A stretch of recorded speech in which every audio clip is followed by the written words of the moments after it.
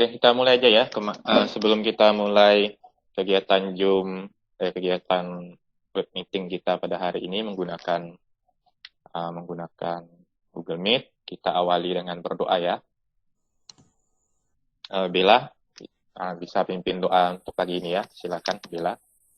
Baik teman-teman, sebelum kita memulai pelajaran hari ini, mari kita berdoa terlebih dahulu. Atas nama Bapa, Putra, dan Roh Kudus. Amin. Tuhan Yesus, terima kasih atas penyertaan-Mu yang telah Engkau berikan kepada kami. Sebentar lagi, kami ingin melakukan aktivitas belajar.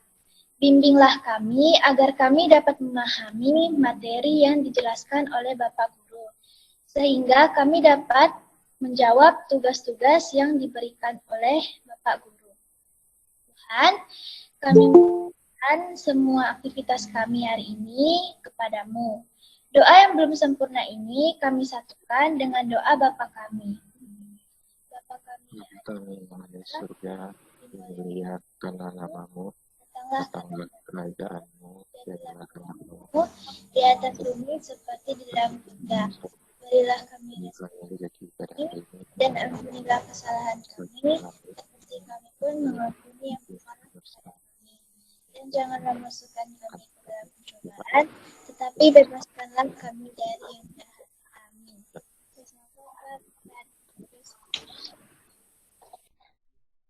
Oke, nampak apa yang Pak Guru tayangkan ini, anak-anak? Nampak. Ya. Nah, tema hari ini kita akan belajar mengenai apa itu pattern recognition. Nah, ini adalah salah satu berpikir komputasi yang kedua, yaitu metode berpikir komputasi pattern recognition. Nah, jadi selamat datang ya. Hari ini kita harus bersenang-senang. Jadi pada pelajaran pagi hari ini kita harus bersenang-senang. Nah, supaya materi yang kita dapatkan hari ini masuk dalam otak kalian ya. Nah, agenda hari ini, tentu saja tadi bersenang-senang ya. Lalu kita akan belajar bagaimana bersyukur. Lalu yang ketiga kita akan mengenal pattern recognition. Lalu yang keempat kita akan mencari persamaan dari dua benda. Nah, ini mengenai recognition. Oke. Nah, sebelum kita memulai materi kita hari ini, ada satu pertanyaan yang akan Pak Guru ajukan untuk kalian. Kelihatan pertanyaannya? Nah, kelihatan. Kelihatan ya? Kelihatan. Nah, apa yang kamu syukuri hari ini? Nah, silakan jawab di kolom chat terlebih dahulu. Apa yang kamu syukuri hari ini? Oliver bisa makan. Waduh, mantap. Makan apa tadi pagi, Oliver? Makan udang. Udang. Wah, mantap ya. Dia makan udangnya. Sudah bersyukur ya, Oliver ya, sudah bisa makan. Yohanes bersyukur atas hidup, kesehatan, dan rezeki. Oke, bagus. Yohanes. Siapa lagi ini? Ini ada Faustina, masih bisa hidup. Ya, kita harus bersyukur ya, masih bisa hidup. Masih bisa bangun pada pagi hari ini. Siapa tahu kita pernah dengar berita orang yang hari malamnya tidur, besok paginya tidak pernah bangun-bangun lagi ya. Masih diberi kesehatan, masih bisa bangun, masih bisa makan. Terkadang kita sebagai manusia kurang bersyukur, kita lupa sama anugerah yang udah diberikan pada pagi hari ini nih, contoh yang sebelah kiri. Nah, kalian masih bisa Google Meet hari ini dengan Pak Guru. Nah, di tempat lain anak-anak tidak bisa sekolah, mungkin tidak bisa makan. Nah, kalian hari ini masih bisa sekolah, masih bisa ada HP, ada komputer, masih bisa belajar. Nah, di belahan dunia lain anak-anak nggak bisa belajar. Nah, ini kita masuk ke materi. Pak Guru membahas sedikit mengenai kemarin tentang dekomposisi buat teh. Nah, bagaimana kita membuat roti bakar dan membuat teh? Seperti ini ya. Nah, roti bakar kita pecah lagi. Gimana kita mau bikin roti bakar? Nah, kita ambil roti, kita potong rotinya kan. Lalu kita bakar rotinya, lalu kita oles mentega dan oles selai. Nah, misalnya kita membuat teh, kita harus panaskan air, lalu masukkan teh, lalu bisa tambahkan susu ataupun tambahkan gula. Nah, ini sebenarnya salah satu contoh berpikir dekomposisi. Sebenarnya sering kita lakukan di kehidupan sehari-hari, mungkin kita belum sadar melakukan ini, berpikir komputasi. Nah, atau ini, siapa yang suka makan pizza? Siapa yang pernah beli pizza? Aku. Pernah ya? Nah, bisa nggak kalian langsung makan nih satu bulatan pizza seperti ini? Langsung masuk lahap ke mulut. Bisa nggak? Enggak. Tidak. Nggak bisa. Nah, kecuali yang rakus mungkin bisa langsung masukkan semua satu mulut kan? Nah, sebenarnya dekomposisi itu seperti itu. Kita lihat ini sebuah masalah, pizza ini masalah. Nah, supaya kita gampang mempermudah masalahnya, kita pecah-pecah masalahnya. Nah, kita potong pizzanya kecil-kecil. Nah, jadi sekarang pizzanya sudah bisa kita nikmati pola. Nah, jadi metode komputasi berikutnya yang akan kita bahas adalah pengenalan pola. Nah, jadi ini juga sebenarnya seharusnya sudah pernah kita lakukan di kehidupan sehari-hari. Nah, sekarang Pak Guru akan tanya seperti ini. Nah, ada gambar apa di situ? Ada yang bisa lihat? Ada gambar apa tuh? Gambar game. Game, ada game apa aja di situ? PUBG. Oh, PUBG. Lalu ada Free Fire. Siapa yang udah sering main? Nggak pernah main. Saya. Nggak pernah main. Ada yang pernah main? Nggak pernah main. Saya. Nggak main. Nah, mungkin ada yang nggak pernah main, mungkin ada yang pernah tahu gamenya. Nggak ada gambar. Ya, saya tahu. Nah, hari ini kita belajar dari game. Nah, game tentang PUBG dengan game Free Fire. Nah, ini belajar kita nih. Nah, soalnya apa di situ? Perhatikan dua gambar di bawah ini kan. Nah, sekarang Pak Guru mau kalian tuliskan masing-masing satu siswa satu aja persamaan dari kedua game tersebut. Oke, ada yang menjawab sama-sama game tembak-menembak. Oke. Oliver, sama-sama untuk menghibur pemain. Oh, jadi ini gunanya untuk hiburan gamenya ya.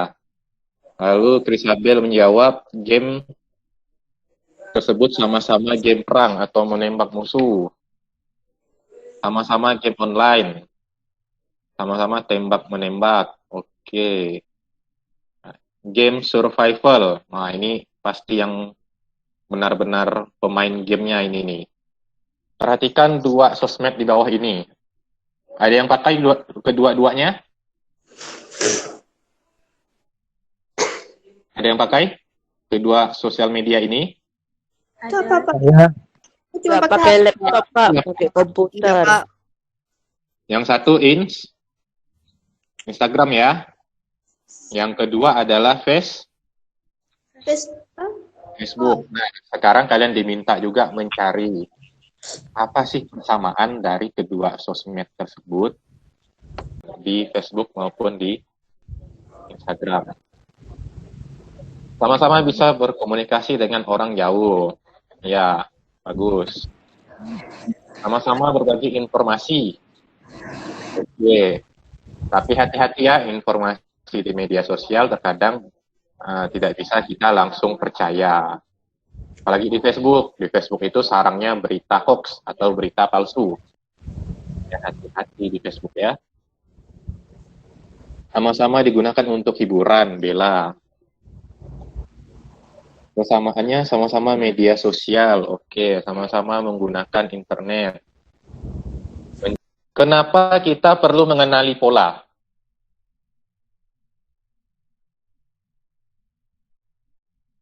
Nah, tadi kan kalian sudah mengenali polanya tuh. Oh, kalau kedua game ini seperti ini, sama-sama memenuhkan memori. dari Facebook sama Instagram tadi, oh sama-sama apa? Media sosial, sama-sama bisa berkomunikasi, sama-sama chat, sama-sama bisa menambah teman. Nah, kira-kira kenapa kita perlu mengenali pola? Manfaat kenapa kita bisa mengenali pola? Yang pertama, tugas jadi lebih mudah. Karena kita bisa menggunakan solusi yang sama untuk masalah yang mirip. Ya. Kemudian yang kedua, semakin banyak pola yang kita temukan, semakin mudah kita menyelesaikan masalah. Seperti itu ya. Nah, sekarang pertanyaan Pak Guru. Di sini ada yang punya media sosialnya lebih dari satu nggak? Pak, ya, Ferencia punya 3. Oke, kalau ada yang mau berbicara, tanggapi Pak Guru, langsung tanggapi ya. Kalau tidak, lewat chat juga boleh. 3. Nah, sekarang pertanyaan Pak Guru, dari ketiga sosmed tersebut sama tidak cara registernya, cara registrasi atau cara pendaftarannya? Sama. Gimana Gracia? Sama semua kan? Sama. Nah, misalnya punya Facebook, punya Instagram, punya TikTok. Cara daftarnya semuanya? Pakai Google. Ya, sama, pakai Google. Nah, itu salah satu contoh pengenalan pola. Nah, jadi misalnya nanti Gracia mau daftar sosial media apa lagi nih? Sosial media yang keempat. Berarti Gracia sudah tidak memiliki permasalahan untuk mendaftar sosmed kan? Nah, Iya. karena sebelumnya Gracia sudah bisa mengenali, oh ternyata daftar Facebook, daftar Instagram sama semua. Nah, itu dalam kehidupan sehari-hari. Dalam ilmu komputer itu biasanya kita memiliki masalah, oh ternyata solusi dari masalah ini kita bisa terapkan untuk solusi dari masalah yang lain. Nah, jadi karena kita sudah mengenali polanya, jadi ketika kita menghadapi masalah yang sama, kita bisa cepat menyelesaikan masalah tersebut. Nah, sekarang diskusi nih. Ini terakhir.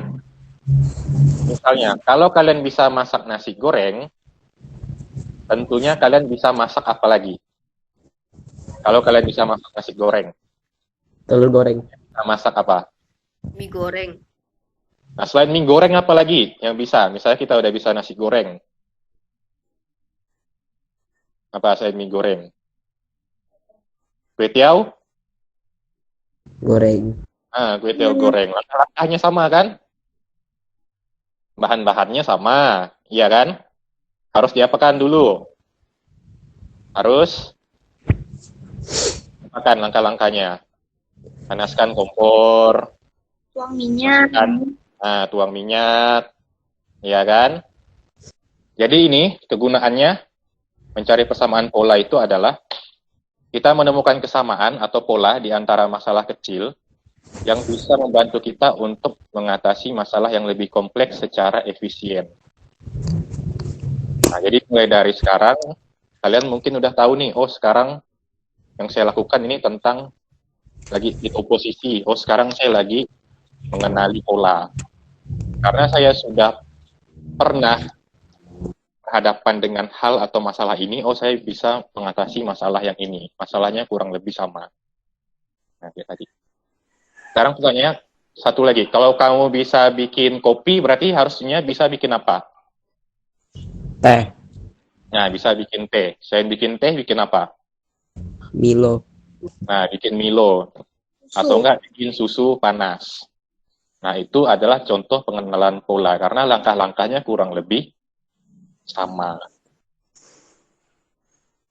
Ada pertanyaan? Nggak ada? Boleh kita ke kesimpulan apa yang sudah kalian pelajari hari ini? Kesimpulannya, boleh kalian ada yang mau sampaikan apa yang sudah dipelajari hari ini? Terima kasih. Kita dapat mengenal pola, lalu persamaan, lalu ya melalui contoh media sosial tadi ya. Persamaan, kita mengenali persamaan, kita mengenali tentang pola. Oke, kita belajar tentang computational thinking. Nah, mungkin anak-anak ada yang pikir, wah materi apa nih computational thinking, berpikir komputasi, wah kayaknya ribet ya. Nah, tapi sebenarnya sudah kita lakukan sehari-hari, jadi nggak usah khawatir. Oke, untuk untuk mengurai masalah. Oke, terima kasih Lionel ya, sudah benar. Jadi ini untuk mengurai sebuah masalah. Jadi berpikir komputasi ini berangkat dari sebuah masalah, kita berusaha mencari solusi, berusaha mencari pemecahan masalahnya dengan berpikir komputasi. Oke, terima kasih ya anak-anak atas kegiatan Jimit kita hari ini. Semoga bermanfaat. Jadi sekian saja Google Meet kita pada pagi hari ini. Terima kasih ya atas waktu dari anak-anak. Kita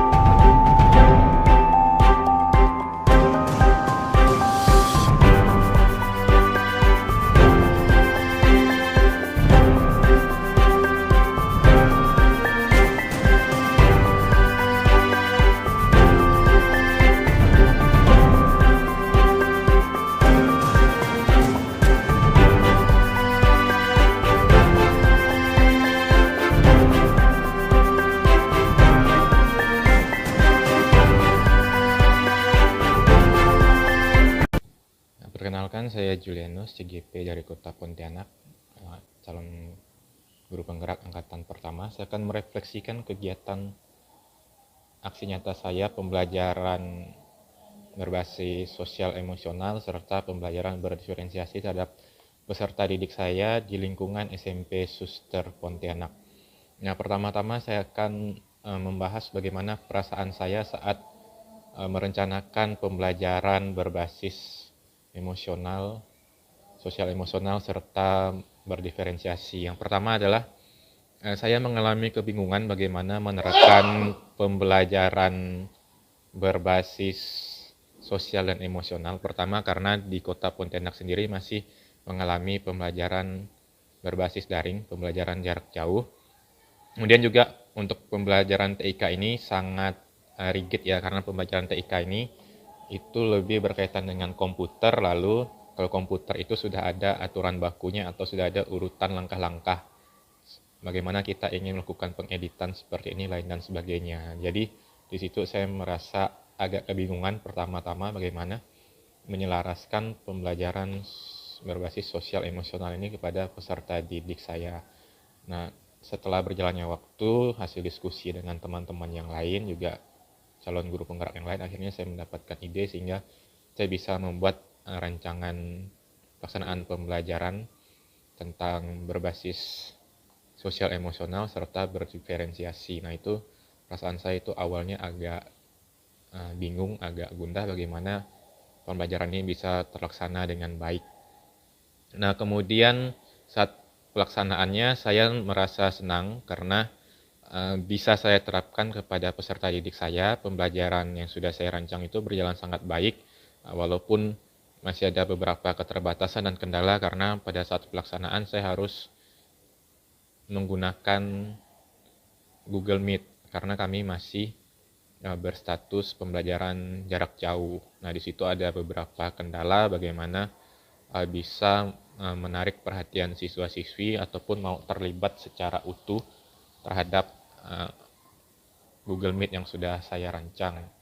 Yang saya rasakan saya sangat senang karena di situ saya mengajarkan hal-hal baru kepada peserta didik saya. Peserta didik saya juga mendapatkan hal-hal baru yang mungkin selama ini belum pernah mereka dapatkan di pembelajaran secara jarak jauh. Nah, kemudian pembelajaran apa yang dapat saya petik dari pembelajaran berbasis sosial emosional serta pembelajaran diferensiasi ini? Pertama, saya bisa memupuk rasa sosial emosional peserta didik saya. Nah, mungkin selama masa pandemi ini karena keterbatasan keterbatasan media, kita tidak bisa tatap muka, jadi pembinaan secara sosial emosional maupun secara mental itu sangat kurang ataupun spiritual pada peserta didik. Nah, melalui pembelajaran sosial emosional itu ketika kami Google Meet, saya meminta mereka pertanyaan apa yang mereka syukuri pada hari ini. Nah, di situ ternyata peserta didik banyak yang menjawab beberapa hal yang mereka syukuri. Ini juga hal yang sangat saya rasa sangat baik karena kita mengingatkan peserta didik kembali bahwa ternyata itu banyak hal yang masih bisa kita syukuri dari hidup kita, karena bisa saja peserta didik itu sudah lupa ataupun karena sering kesibukan sehari-hari jadi kurang bersyukur. Dan juga pembelajaran berdiferensiasi, saya juga banyak melihat bakat-bakat peserta didik dalam mengerjakan tugas, karena saya memberikan kebebasan mereka untuk mengerjakan tugas seperti apa. Seperti itu. Ternyata banyak bakat-bakat yang belum pernah saya lihat sebelumnya dan mereka bisa mengeksplorasi bakat mereka lebih dalam kembali. Nah, kemudian aksi rencana perbaikan pembelajaran saya, tentu saja saya akan berusaha mencoba kembali pembelajaran berbasis sosial emosional ini, membuat yang lebih baik, meminta masukan dari peserta didik. Setelah selesai pembelajaran itu, saya ada meminta masukan dari peserta didik, apa yang kurang, apa yang bisa ditambahkan untuk pembelajaran ke depannya, dan itu akan coba saya terapkan di pembelajaran ke depannya. Kemudian, kalau bisa lebih baik lagi ketika pembelajaran tatap muka, saya juga bisa menerapkan pembelajaran berbasis sosial emosional dan berdiferensiasi ini, karena secara daring kemarin memang masih banyak keterbatasan. Nah, serta juga saya akan meminta masukan dari rekan guru di sekolah, kepala sekolah maupun rekan CGP yang lain untuk memperbaiki pembelajaran saya yang sudah saya jalankan kemarin. Nah, sekian refleksi dari saya. Terima kasih.